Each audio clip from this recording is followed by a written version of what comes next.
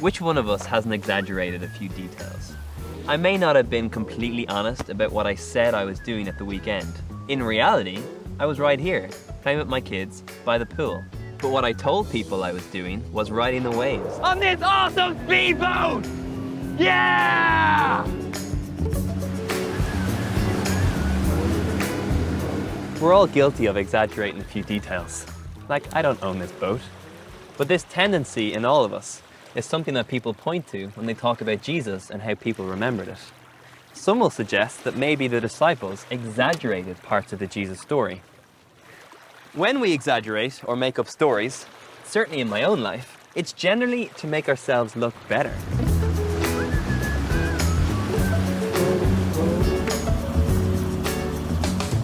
So, could the disciples have made up the life of Jesus, or could they exaggerate a bit? Possibly, but I doubt it, and I doubt it for a few reasons. Firstly, throughout the Gospels, we find these distracting and seemingly irrelevant details that point to them being eyewitness accounts, that wouldn't match up with fiction writing of that era. These details don't have the air of the spectacular or the fantastical. For example, during a great storm, Jesus is sleeping below deck on a cushion. There's an unusual story about a man wearing a linen cloth, and when the guards tried to arrest him alongside Jesus, they grabbed his cloth and he ran away, naked. Jesus calls out to Peter, whose boat is about 100 yards from shore, and they catch 153 fish. It's weirdly specific. They sound more like the insignificant tidbits that come from remembering rather than made-up storytelling.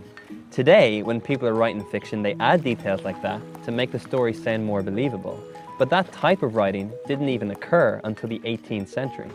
Besides, if the disciples were doing that, that means they are intentionally lying. And do they have a motive for that? Like, if they are intentionally making this up, why would they use names of people that are still alive at that time who could easily be asked about the event to see if it happened or not? We read stories of Jesus in different parts of the Bible, like when Jesus testifies before political leaders Herod and Pontius Pilate. He meets privately with a man called Nicodemus. He heals Jairus' daughter, and the father of Alexander and Rufus helped Jesus carry his cross. If you were creating a highly altered or fictional account of a supernatural Jesus, you wouldn't include the names of real people in real places easily accessible for your listeners to go and ask them about it. Also, if you're writing yourself into a great story that makes you the follower of Jesus, the Son of God, you don't go out of your way to make yourself and others look like idiots, do you? If the Gospels were fiction, then the disciples, who went on to become the leaders of the early church, would have painted themselves as awesome, if not superhuman. Yet what we find is stories of their immaturity and even their foolishness. James and John asked permission to call down lightning on an unbelieving village. Peter denies being a follower of Jesus 3 times on the day Jesus died.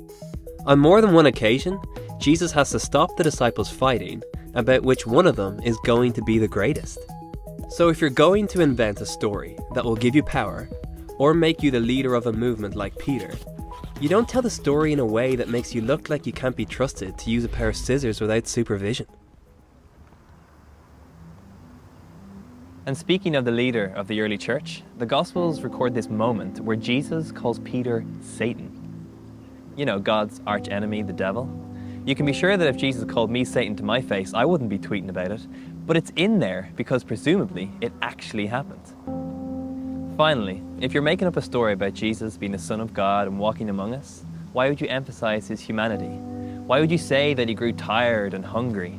Why would you invent a story about him weeping and sweating blood as he prays not to be crucified? Why would you invent a story of Jesus being killed in the most gruesome, brutal, and humiliating way possible? And if the disciples did invent such a story, why does history tell us that they died defending it?